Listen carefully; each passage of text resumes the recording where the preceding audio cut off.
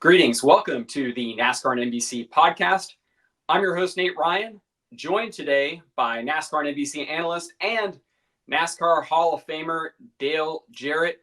I should preface this by saying we're speaking on Tuesday morning, barely 36 hours after the Sunday night Cup race at Richmond, where we had a lot happen, DJ, in the final lap. We had Austin Dillon win the race, and we had him go through Joey Logano and Denny Hamlin to do it coming off the final corner. So as we're recording this, DJ, we don't know if NASCAR is still going to react to this. Elton Sawyer told us after the race that they were going to review this. If there were any penalties coming down, including he didn't entirely rule out stripping the victory from Austin Dillon. So we're still waiting to hear.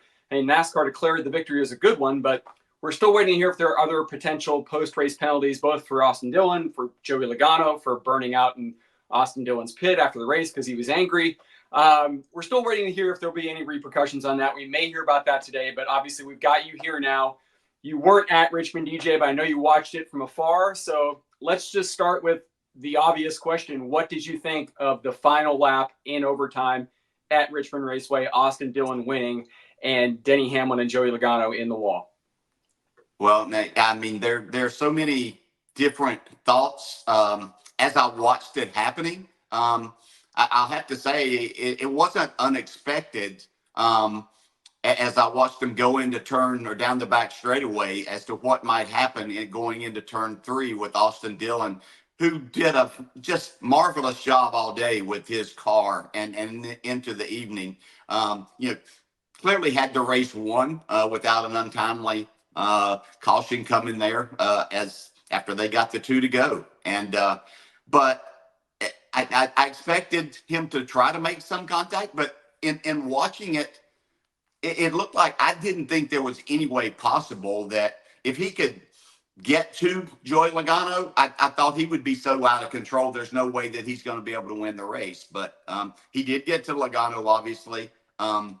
I have to say, I don't think I've ever seen someone take out 2 cars to, and I'm not going to say that, and I've run it back a number of times. So what he did to Logano was quite obvious, and I'm not opposed to someone, doing what they have to do to try to win, because that's what today's playoff format brings on. We have to look at that, I think, as much as anything. And I know that we'll talk about that, but, I listened to so many of the fans yesterday on Sirius XM and expressing their interest. I've read a lot of the things the fans are saying, there's nobody to blame with this as far as why it happened. And nobody broke any rules. I think that's first and foremost. That what Austin Dillon did isn't against the rules. It's against most people's morals, I would have to say. But we've seen it before, and it's just a matter of what you as a driver are comfortable with doing, and waking up the next day and every day after, and looking at yourself in the mirror and saying, hey, am I still okay with what took place there? And I was going to get to, I'm still not sure that the contact with Denny Hamlin was intentional on Austin's part. I think that was 2 cars going for a same spot and on the racetrack, and it happened to create a big contact. Now, I did hear Tyler Reddick yesterday with Larry McReynolds talking about that, and he was quite confident and he had a better seat than most of us or any of the rest of us being there watching that what did happen was that Austin Dillon did hook Denny Hamlin there, and from his view of it, that he could see an intentional contact there. So it's hard to dispute that. I'm not disputing what Tyler Reddick says. It just, from the views and angles that we have, it just looked like that it may have been more of a racing incident as 2 drivers tried to get to the checkered flag. Yeah, obviously a ton there to sort of unpack and analyze, DJ, and I want to get to all of what you just hit. And yeah, I think that it's important to differentiate that there's really 2 incidents here that NASCAR has to consider, because there were two separate wrecks. I mean, Joey Logano was separate from Denny Hamlin, and Austin Dillon made contact with both of them. But let's go back and start with, I thought it was interesting what you said, that you didn't know if Austin Dillon would get to Joey Logano. And we heard on the broadcast, Jeff Burton said something similar. He said, if he gets to him, there's going to be contact. If Austin Dillon, Joey Logano had beat Austin Dillon on the restart, taken the lead for this final 2-lap shootout. And Burton said the same thing, if he gets to him. And Logano seemed to take the greatest issue with the fact that he felt like he had created enough of a gap there. Logano claimed 4 car lengths. I don't know if you would look at it and think the same, but what surprised you, I guess, about that? And explain that to us from a driver's perspective. When there's that much of a gap, is that why Logano was so angry at Dillon, because it was almost too much of a gap that, as he put it, he's just going to drive as deep as he can in the corner until he hits the driver in front of him? Explain to us all of that. And why did you think that it was sort of remarkable that Dillon was able to get to Logano in the first place?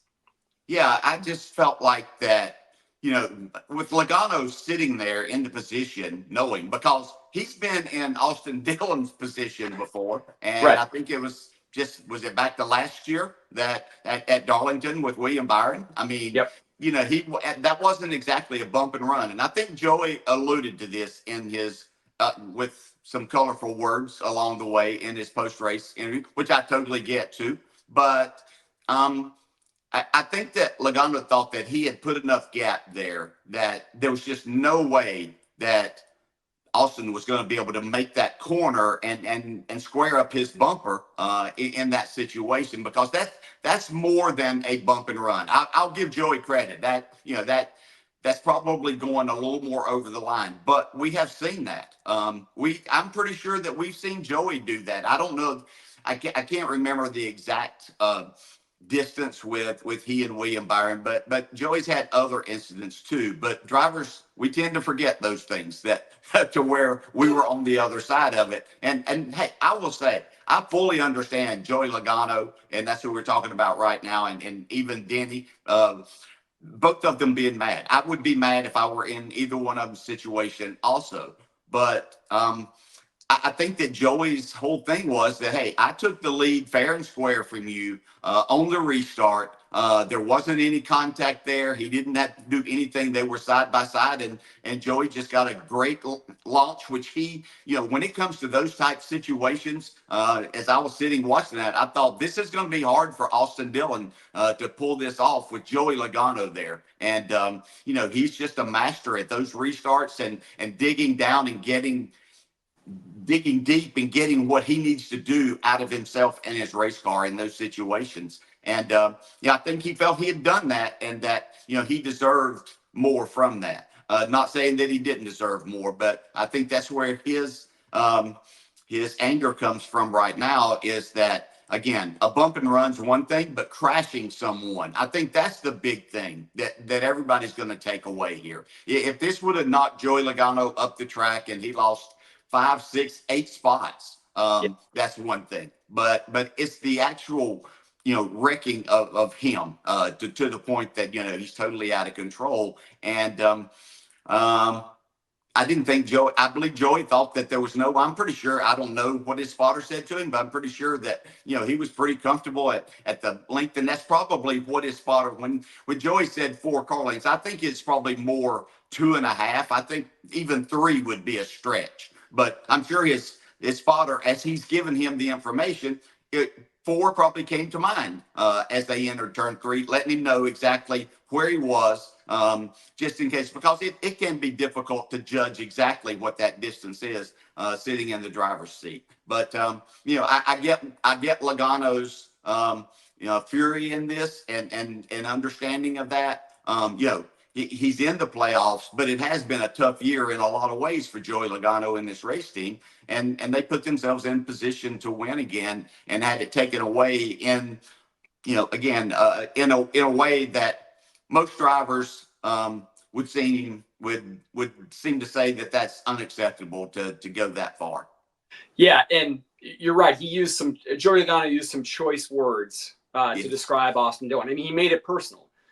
There's no other really way to say that, DJ. And I think as I've been talking about this with people the last couple of days, what struck me about it was I think it felt personal in part because of what you just said about how you execute a bump and run. You know, I was watching Joey Logano's bump and run on Martin Truex Jr., the famous move at Martinsville Speedway, which advanced Joey Logano to the championship and essentially then won him the title in 2018. Yeah.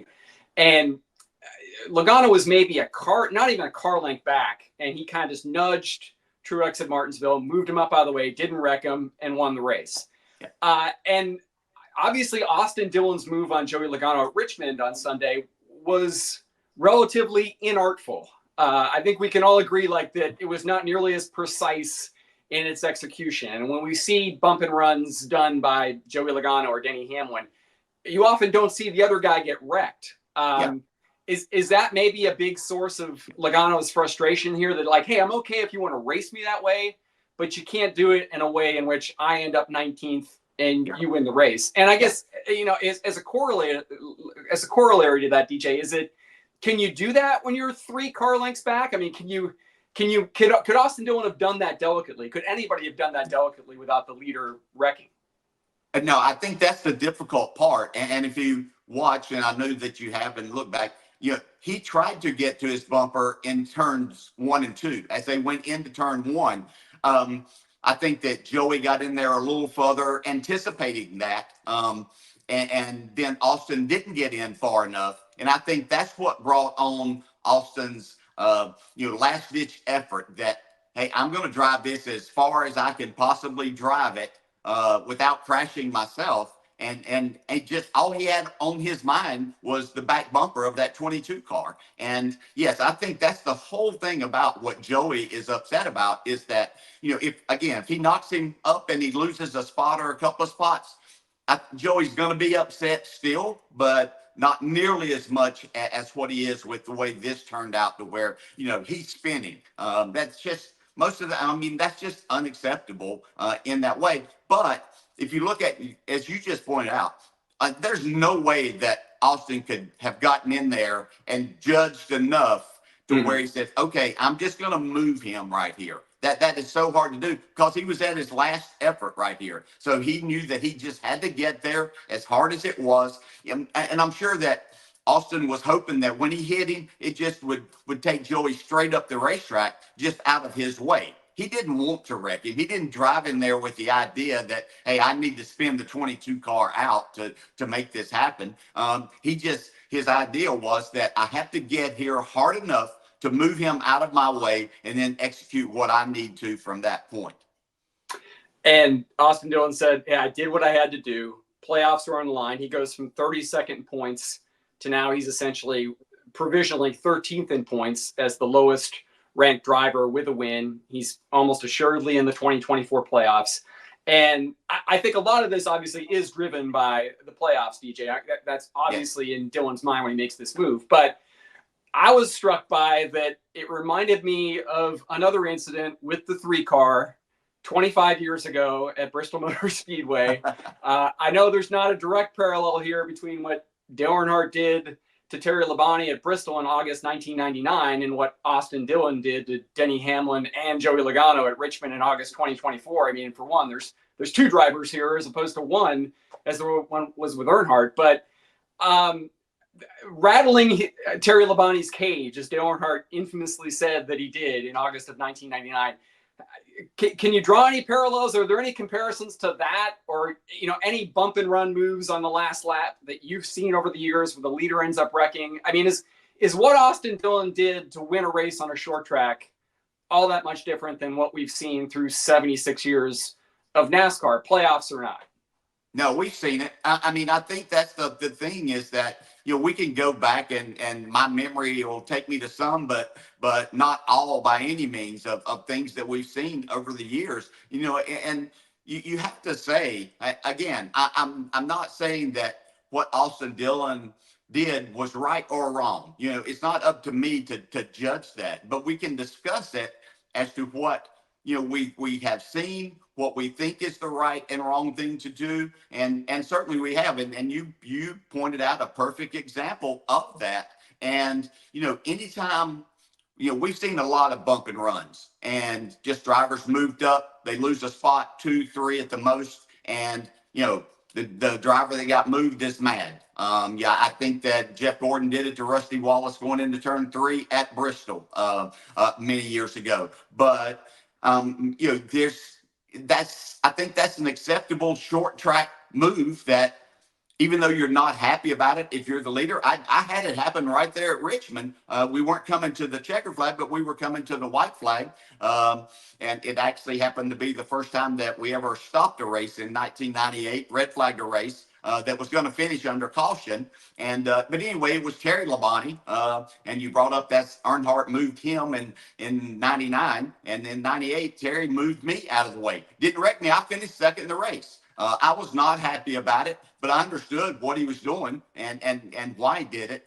I was more mad at NASCAR for stopping the race because we had never red flagged a race. But it was acceptable. I went on, I finished second in that race. And I think that, again, goes to the whole thing here, that it was the manner in which it took place and the way that it happened with Logano getting spun. But we have seen that. I mean, I think we can go back to Sonoma, and I don't remember, it's early 90s, Ricky Rudd and Davey Allison. It had to be like 92, I believe. 1991. That's the only, yeah. And that was Rudd bumped Allison out of the way. Sonoma last lap. Rudd gets black flag. NASCAR essentially takes the victory by black flagging him. That's the only other time I can recall NASCAR essentially stripping a victory. Yeah. But the landscape has changed some, but it still hasn't changed to the point that we don't see it, and we're going to continue to see it. And I will go back to the point, and you kind of made that it's the whole landscape of things in the way that you get into the playoffs now. NASCAR put out there that if you win, you're in the playoffs. And I understand that. It creates excitement. But on the other side of it, it is going to create moments like what we just saw on Sunday night happen. That possibility is there. So then what do you do? And I know a lot of fans are saying, and drivers are saying, because I heard a few of them already talking about it, that NASCAR needs to step in and do something. Okay, so on the other side of it, when NASCAR was stepping in and doing some things about these things, you were really upset about some of the decisions they made. And from the fan side of it, NASCAR making these decisions is okay, you're all right with that until it comes to your favorite driver that NASCAR all of a sudden penalizes or doesn't do the right thing in your mind. And I'm not saying you're wrong in that. That's human nature. I get that. But be careful what we're wishing for here. We really, really don't want NASCAR stepping in and making too many decisions, especially when it comes down to the point of winning races and the very last thing that's going to happen on the track that day. I don't think we want that decision because you're going to put it in their hands, and it's not always going to be consistent because there are none of these incidents that are exactly the same, and it won't be the same players involved, and in this case, drivers involved in the same way. So I think we have to be very careful at what we're wanting and asking for here. Drivers have been upset with drivers for all of these 76 years, probably starting with, if it wasn't in the first race when NASCAR ran, it was soon after there that somebody got mad at somebody, and it's going to continue on. And to be quite honest, it's a big part of the sport. And, we're the people that are doing it are either young men or older or racers. And, you understand what you're getting into. You might not like the outcome on some of the things that happen, but you learn to accept it. And I'm going to tell you that there will be people tuning in, not only this weekend at Michigan that might not have watched the race, but they've seen all of this controversy and everything that's happening. And they're going to tune in. They're also going to tune in at Daytona, and they're going to tune in at Darlington. And then when we, get into the playoffs, they're going to be tuned in just to see if there's some kind of payback here. And but it's the nature of the beast, if you will, right now that we have in this playoff system. And I'm not saying the playoff system's wrong. I'm just saying that if you want to put blame somewhere, and this isn't blaming NASCAR because I love our playoff system, but this, if you want to know in the mindset of a driver, why would you go do something like this? It's exactly because of that. I have to believe in my mind, and I could be wrong about this, but if it wasn't a situation of the playoffs, if that was actually a race in the playoffs and Austin Dillon wasn't a part of the playoffs, I don't believe Austin Dillon makes that move. I believe he accepts the fact that he got beat on the restart and, he just wasn't going to win that race. I don't think he makes that move. But because of everything involved, that's why he was willing to do whatever he could to win.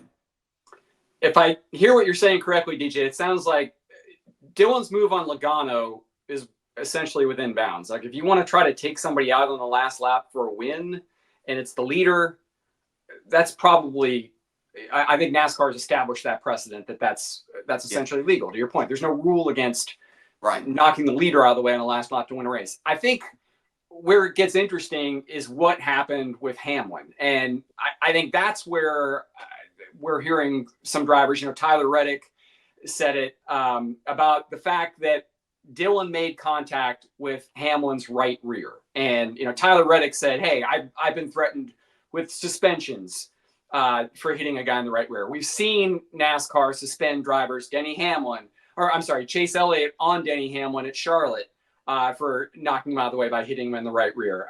We saw Bubba Wallace get suspended for a race for hitting Kyle Larson, hooking him in the right rear at Las Vegas a couple of years ago.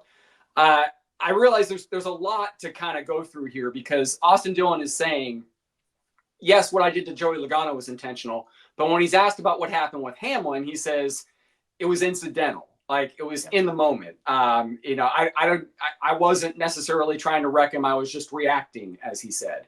But NASCAR obviously is going to have SMT data that's going to show throttle and braking and turning. And there's some posts out there, some reporting out there that says the SMT data shows that Austin Dillon was turning into Hamlin's right rear. So with all of that, DJ, I know I'm asking a lot here, but I'm asking you to sort of like get in Austin Dillon's mind here, when only Austin Dillon knows exactly what was happening in that moment and how he was processing everything. But should that second incident, should what happened with Hamlin be considered as possible punishment by NASCAR? I mean, does that rise to the level of penalty that maybe what Austin Dillon did to Joey Logano doesn't? Here's my problem with the whole incident with Denny Hamlin, Nate, is that I believe that Austin Dillon, to call it side drafting would be a difficult thing to do because it's such a short distance that they had to the finish line. I don't know he could do that.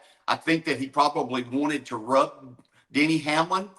And so that might be, if they show that he has turned the steering wheel some, it was just to get there and rub and try to slow the car down. I do not believe, in my mind, that he intentionally said, okay, I have to turn him to make this happen. I believe it was, contact. Denny's car, I believe, was coming up the track, but that's just natural. Denny's driving his race car, and it's just going to take up the track. He doesn't want to turn the wheel because that might slow his car down. So I think he was. I think I looked at that more as a race incident, but I also understand that the hook in the right rear is something that it's dangerous.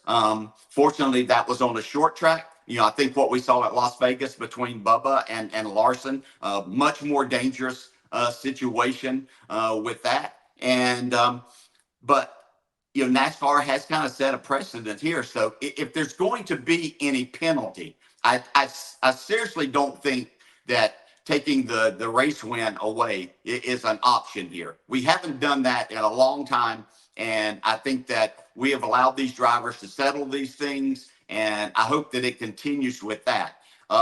Can there be a fine, possibly even a suspension of a race since, as you pointed out, they have done that very recently with Chase Elliott and Denny Hamlin? That could be a possibility. And I would understand that. I hate to try to make that NASCAR would make decisions on someone's intentions, because we don't know that. You don't know what's going through someone's mind and a driver's mind. Now, it would be very easy in this case, because he just took out one car to get the lead, for him to say, well, hell, I've already got myself in trouble with one driver here.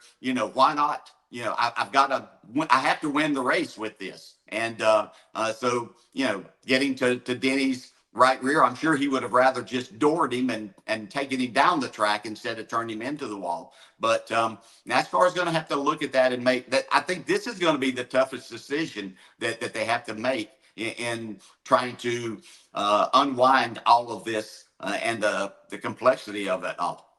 Yeah, even if the steering traces show that Austin Dillon did essentially, turn left into Hamlin's right rear, I mean, you can't, like, to your point, like, if Austin Dillon is claiming, like, plausible deniability here, that I was trying to avoid Logano, I was just reacting. Yeah. Do you have to sort of take him at face value and not say, well, no, the data says you were turning left, so then you meant to do it? Like, is that sort of where NASCAR's dilemma is here? Well, yes, somewhat. And the other side of it is, just as Denny Hamlin is allowing his car to go up the racetrack, which is the way you exit turn 4 at Richmond, because you have to realize this isn't a straightaway that they're on. This is a dog leg sort of with that, and the wall goes out. But being the car on the outside, you are having to turn your car left, not to drive into the wall. Now, I realize there was a gap between that, but your natural reaction from the driver's side of it is that you're going to have wheel turning to the left there in the position that Austin Dillon was in. So can you differentiate by looking at this data and saying that, oh yeah, he turned the wheel enough that it was very intentional in that way? Or was he just going with the lay of the racetrack from his position? So I think that's what puts NASCAR in a very, very difficult spot. But once again, this, precedent's been set with hooking someone in the right rear, that it creates a very dangerous situation. Anytime that you're going to hit the wall, driver's side first, even though we have a safer barrier there, it's still a very dangerous situation. We hit Austin Dillon and Joey Logano and Denny Hamlin's reactions, DJ. I just want to run through a couple of other notable reactions post-race. Richard Childress, team owner for Austin Dillon, obviously longtime team owner for Dale Earnhardt, 6 of his 7 championships, longtime owner of the number 3 car. Richard Childress has been around NASCAR, as you know, for decades. He's seen it all. And he essentially said, hey, I'm proud of my grandson, Austin Dillon, for doing this. This is short track racing. It's whatever it takes. And again, I think he kind of like differentiated a little bit from being just a playoff move. He said that this is what short track racing is. This is what I've seen since I've been in this sport since, the 60s or whatever. And Childress also said that he thinks that Hamlin and Logano would have done the same. Your thoughts on that? Do you think, I think Childress said any driver would have done the same. What are your thoughts on that? Well, I won't say that any driver would have done that. I'll have to disagree in that point.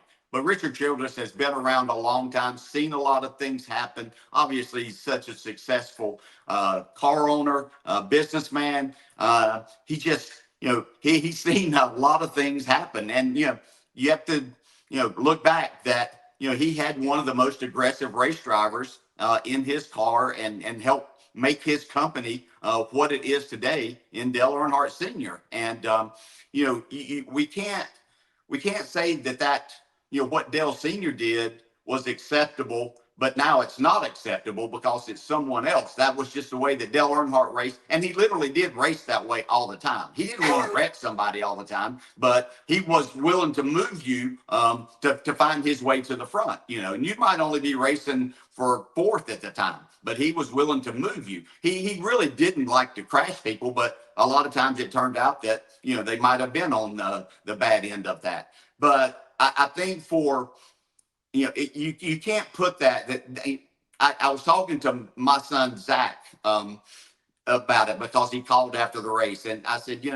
the one thing that I look at, again, it comes down to more of a morals issue, that what are you willing to live with? And I said, I could have added just quickly thinking 4 or 5 more wins to my career by doing something very similar to that I chose not to do. I tried to race my way there or accept the fact that I was going to finish second that day. And, but that's a choice that I made. But again, if I were put in the situation that Austin Dillon is in a playoff format to where your win, and it's the only way that you're going to make the playoffs, would my thinking have been different? I would have to think that in this day and time, if I were driving, I would be thinking a little different than what my mindset was during the years that I drove. So I think that some of the radio and choice of words from Austin's spotter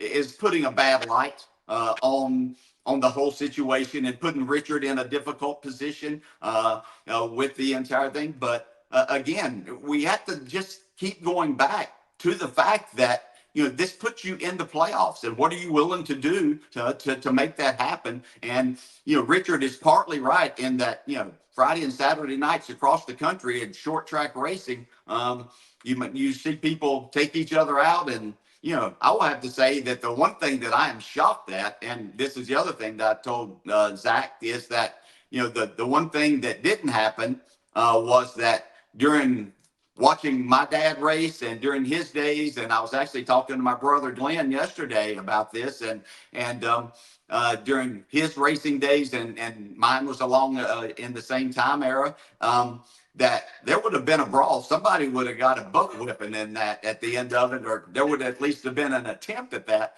and you really didn't get into that. Yeah, we didn't see the fisticuffs that we normally see after a race like this. So Zach was just curious as to, hey, what would you do, Dad, if you were in that position? He just wanted to know. Yeah. We've been texting through the race because he was intrigued with the opportunity, and I think this whole situation has taken something that I found to be very entertaining and great for the sport in the future, and that was the option tire that the teams and drivers had, and how that changed just the landscape of the race, starting very early on in the race with Michael McDowell and Daniel Suarez, teams deciding to utilize those things, and watching them just go through the field, and it was just incredible. And then knowing that those teams had saved a lot of the teams all the teams that finished up front at the end, had that set of tires waiting for exactly the right moment, and able to utilize that. So I think that's something that's exciting for the future of our sport. Goodyear did a great job with a tire that did its job exactly. It was much faster, and then it wore out quickly too, as you abused that tire and trying to make all the time that you could. So back to, yes, Zach and I were talking about that, and then it certainly changed just about, what would you have done in this situation? And, as I sat there and watched it all unfold, that came to my mind too. In today's world, with the playoff system, would I have changed the way that I drove and the way that I went about things? Yeah. And your answer is yes. I think I would. Yeah. I don't think that you can go there with the mindset like that anymore. Would I try my best to not wreck someone in that situation? And again, I don't think Austin had the mindset, even though his spotter might have said wrecking. I think the driver's mindset is, I have to move him out of my way.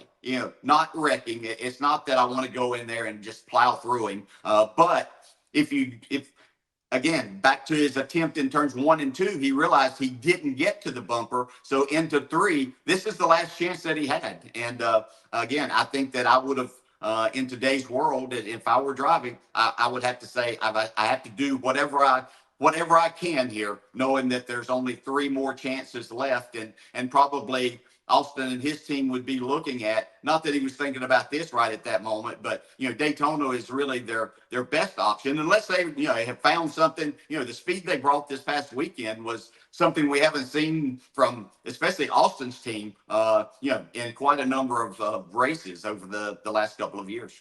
Yeah, I think that's kind of the shame of this a little bit, DJ, is that until that caution that comes out with barely more than a lap to go and sets up the overtime restart. And Austin Dillon was going to be a deserving winner of this race. Yes. He was strong. This might have been the race of his life, the race weekend of his life. I mean, he made the final round in qualifying. He's had this horrible season. This was his first top 5 on an asphalt track in nearly 2 years. Last time he'd won was more than 2 years ago. What did you think of? It sounds like you were impressed. And again, I think that's the shame of this, is that you can argue about the ethics of what he did on that last lap, but I don't think you can argue that he was certainly in contention and deserving of being in contention for this win. He didn't luck into it.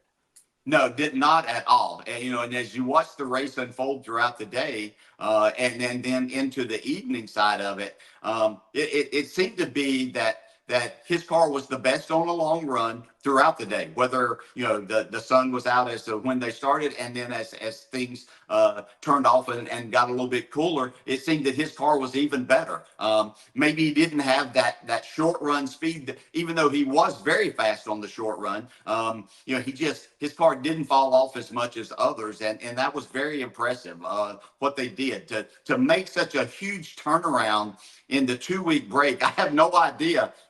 They must have worked 28 hours a day on this, and just had everybody, and I'm sure it's something and some things that they've been wanting to look at, and but the efforts that they put forth, you can't take away from that, and put everything else aside. He put himself in position to win a race in the right way. It wasn't any trick strategy. It wasn't anything like that. They utilized a fast car with a driver that was doing an amazing job with it until that situation happened. So, is this something they're going to carry over? And I realize that's Richmond's a short track. You're going to Michigan, a 2-mile track this weekend.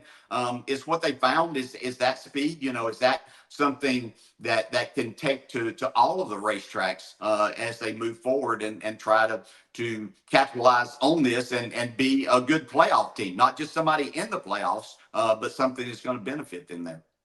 And I think something else people were asking about NASCAR carrying forward could be, as you mentioned, DJ, the option tire. I spoke with Daniel Suarez after the race in the pits, and obviously he's biased. I mean, he won stage 2 essentially because his team used a different strategy than everybody else and put the softer option tire on earlier. He gained I think 16 positions and 12 laps to take the lead during stage 2 and catapult himself into a place where he could earn that playoff point, which is going to benefit him as a playoff driver. Daniel thinks they should take the option tire everywhere now, including the playoffs. He thinks why not just roll this out for the playoffs? It sounds like you're a fan. Would you be in favor of seeing this more often for the rest of the 2024 season? Absolutely. Yeah. I don't know that Goodyear is ready to do it at a 2-mile racetrack. I'm sure they have options there from tire tests that they've done and have an idea with that. But I don't think we're going to see that this weekend by any means because it's too quick. And I think they have a plan. But I think that without knowing exactly, and I'm pretty sure they will enlighten us, but I believe that Bristol is an option, even though, there have been tire issues there already over the years. So maybe there's something that they can do to separate the two, but I'd love to see an option tire there. Certainly Martinsville, you have to look at that. And I realize that we're getting down to the race that determines our Final Four. And but I think it's the perfect example of where that could be utilized. I mean, you ask any short track racer across the country that, if you have a softer tire that you could bolt on, are you going to take that chance? And that's going to be, oh yeah, give me that. And let me see what I can do and carve my way through this. And I think that would just be fascinating. I mean, I don't think that even looking to a place like Darlington where you're always wanting grip, but the tires wear out so fast now. Heck, how can you, are you going to put, I don't think that we need something that is only going to last 10 laps and then you're going to have to take them off. It has to be, a measurable difference to where you can not only get speed, but have a little durability built in it also. But I think this has just opened up another door as we move on. Certainly for 2024, the end of it.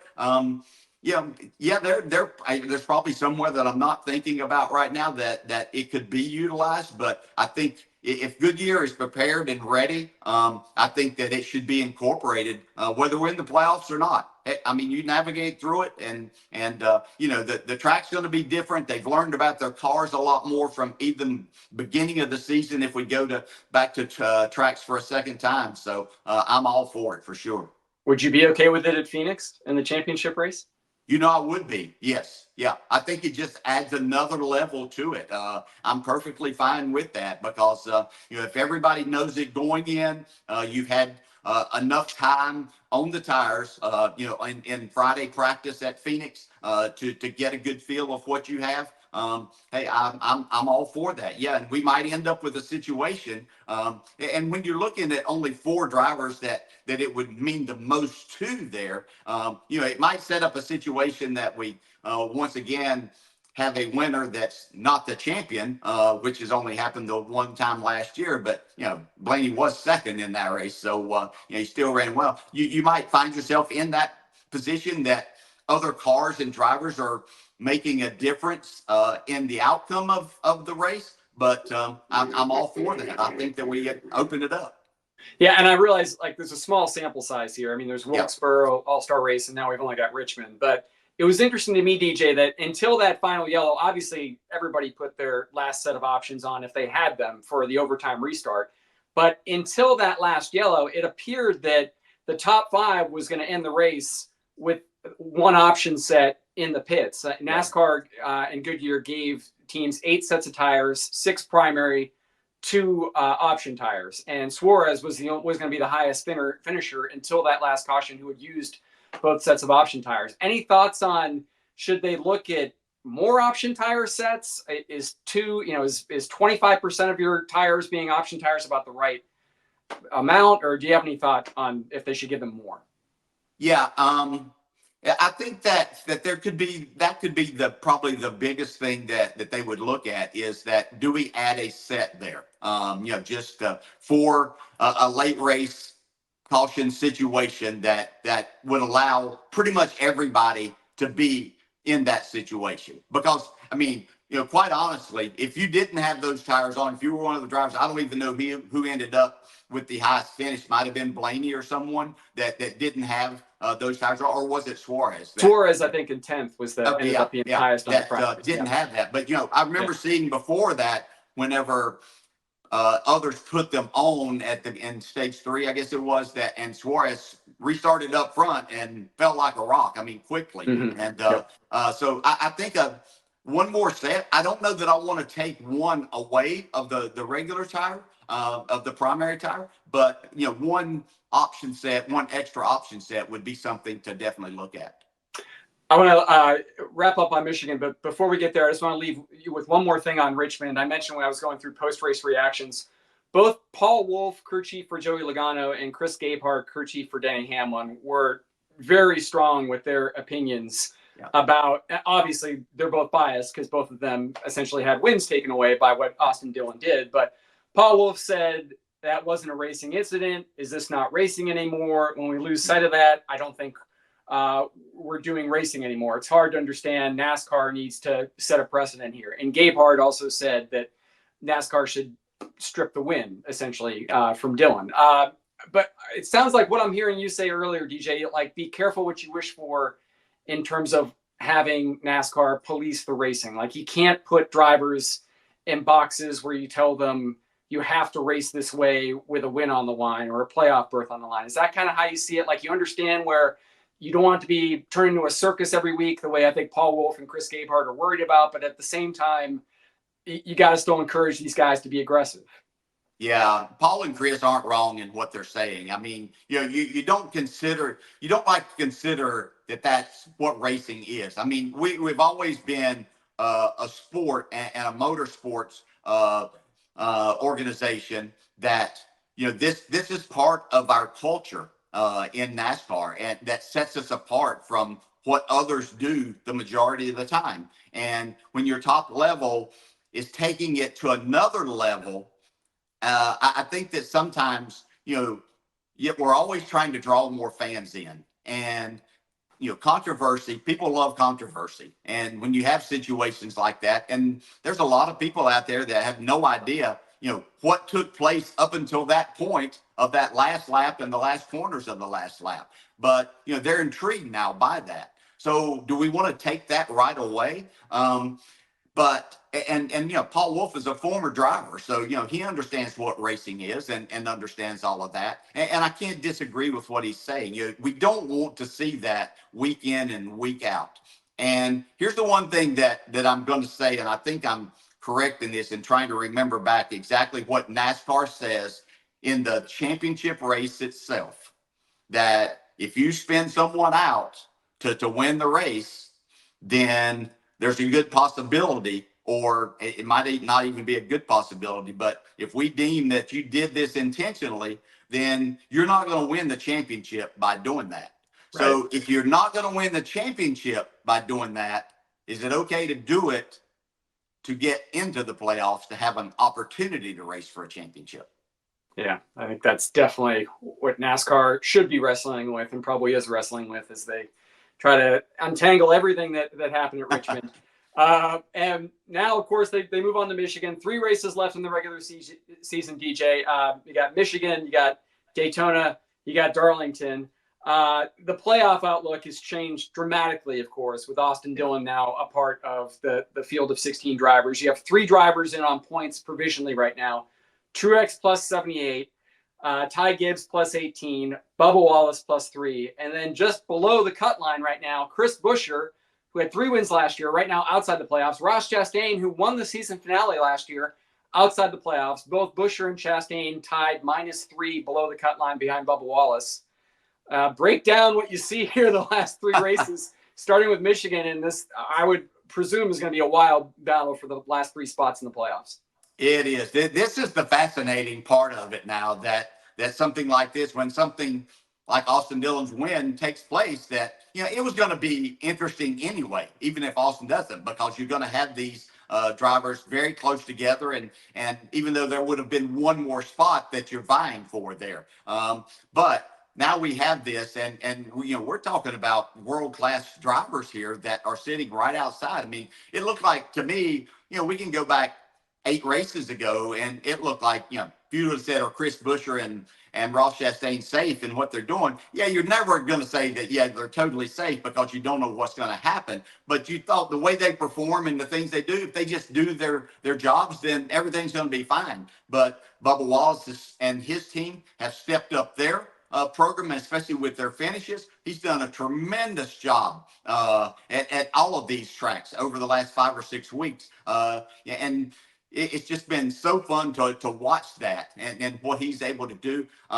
Unfortunately for Ty Gibbs and Toyota here, they have a serious problem they have to look at for all of their teams, especially as Martin Truex Jr. had problems just Sunday with his engine. So, but that's been, a couple of engine situations for Ty Gibbs that has put him back here in the perils of possibly missing the playoffs. And so it's going to be fascinating to watch how they navigate. We have 3 very different and difficult tracks. I think that Michigan this weekend is going to be one wild race. With these cars, the raceability of the racetrack. I think that we could. I'm not going to be surprised if Ross Chastain or Chris Buescher find themselves in the mix to win that race. Bubba Wallace also, I'm not going to leave him out of that he's run good enough to be there and in the mix. And can they get it done? We know what Daytona brings, and just the craziness. I mean, most of the time, things like happened at Richmond on Sunday night are just, oh, well, that's another Daytona race. So, we could see no matter, what we might see there. And then the difficulty of Darlington, who is going to navigate and be in that position and be able to put together a great Southern 500 race to get themselves into the playoffs. So it should be so much fun. And then, we can reverse it and look to the top of the standings. And I think the first 3 are separated by 6 points, maybe something like that. And then Denny Hamlin's only 18 back of Larson with that. So the there are two drivers when you look at that are up there, and Tyler Reddick has been on an amazing streak, the best streak of his entire Cup career, I believe, of what he's been able to do and get himself in that position of possibly. And he and Chase Elliott are the two drivers of those four that really could benefit in getting first and second place playoff points for the end of the regular season part of it, because they essentially, I think they have 8 and 6 playoff points going in now. And I don't care how good you are, unless you plan on winning a race in each of the 3 rounds, it's going to be stressful for you. So they would benefit the most if they could finish first and second in this. But trying to go through Kyle Larson and hold off Denny Hamlin, pretty tall order. Yeah, no question. There's a lot happening on both ends of the spectrum here, both sides of the playoff standings. So much to keep track of, and you can keep track of all of it by watching NASCAR and NBC's coverage, and always appreciate having Dale Jarrett as part of that. Great having you on, DJ. Love your insight, love your opinions. I'm glad we could break down Richmond, and look forward to what you have to say over the last 13 races of the year. Thanks for being here. Thanks, Nate. Appreciate you having me. Hi, I'm Parker Kligerman. For more access like this from Pit Road, be sure to click and subscribe to the Motorsports on NBC YouTube channel.